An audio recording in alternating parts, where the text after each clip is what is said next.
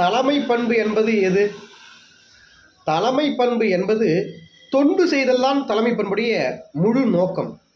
அந்த வகையில் அகில இந்திய அளவில் உள்ள பார் கவுன்சிலுக்கு எடுத்துக்காட்டாக இருக்கக்கூடிய ஒரு பார் கவுன்சில் தான் தமிழ்நாடு மற்றும் புதுச்சேரி பார் கவுன்சில். ஒரு அஃபிஷியல் வெப்சைட் இருக்குது. இப்போ முந்தைய காலகட்டத்திலலாம் பல மூத்த வழக்கறிஞர்களுக்கு ஒரு பிரச்சனை, அந்த பிரச்சனையை அணுகிறது அப்படின்னா நேரடியாக அவங்க பார் கவுன்சிலுக்கு போகக்கூடிய ஒரு சூழல் இருந்துச்சு. அது மதுரையாக இருக்கட்டும், கன்னியாகுமரியாக இருக்கட்டும், கடலூராக இருக்கட்டும், எல்லா பகுதியில் இருந்தும் அவங்க நேரடியாக பார் கவுன்சிலுக்கு போகணும். இப்போ அப்படி இல்லை. ஒரு பார் கவுன்சில் அஃபிஷியல் வெப்சைட் இருக்குது. அந்த வெப்சைட்டில் ஐடி கார்டு பிரச்சனை அல்லது ஏதாவது சர்டிஃபிகேட் வெரிஃபிகேஷன் அல்லது அந்த ஸ்டிக்கர் அல்லது வழக்கறிஞர் சம்பந்தப்பட்ட எல்லா தகவலையுமே அந்த வெப்சைட்டில் நீங்கள் மிக எளிதில் பெற்றுக்கொள்ளலாம். அல்லது கோரிக்கையை அதில் பதிவு செய்யலாம்.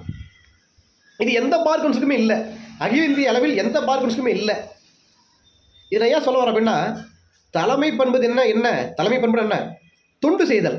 அப்போ அகில இந்திய அளவில் ஒரு தொண்டு உணர்வோடு இருக்கக்கூடிய ஒரு பார் கவுன்சில் தலைமை தான் நம்ம தமிழ்நாடு மற்றும் புதுச்சேரி பார் கவுன்சில். இன்னும் ரொம்ப எளிமையாக சொல்லப்போனால், தமிழ்நாடு மற்றும் புதுச்சேரி பார் கவுன்சில் இந்த வழக்கறிஞர் சங்கத்தில் வழக்கறிஞராக உறுப்பினர் எல்லார்கிட்டையுமே ஒரு தலைவருடைய நம்பர் இருக்குது. எந்த நேரத்துலையும் அந்த தலைவரை நீங்கள் ஃபோன் பண்ணி பேசலாம், உங்கள் கோரிக்கையை சொல்லலாம், எந்த நேரமும் அணுகலாம். இதுக்கு யாருடைய சிபாரிசும் தேவையில்லை. ஆக இப்படியாப்பட்ட தலைமை பண்பை தான் நம்ம தேர்ந்தெடுக்கணும். கோரிக்கையை கேட்டு நிறைவேற்றுவது ஒரு ரகம். இந்தந்த பிரச்சனைலாம் வரும் வழக்கறிஞருக்கு, அதை கணிச்சு ஒருத்தர் நிறைவேற்றார் அப்படின்னா வச்சுக்க, அதுவும் தலைமையின் உச்சபட்சம் அது. ஆக இதெல்லாம் நம்ம கருத்தில் கொண்டு மீண்டும் அந்த தொண்டை நம்ம பெறணும். அந்த தொண்டு சேவையை நம்ம மீண்டும் பெறணும் அப்படின்னா மீண்டும் நம்ம வாய்ப்பு கொடுக்கணும்.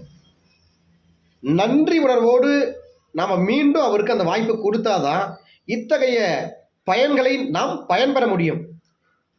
ஆகவே மீண்டும் ஒரு முறை சொல்கிறேன், வாக்களிப்போம் அண்ணன் PS அமல்ராஜ் அவர்களுக்கு.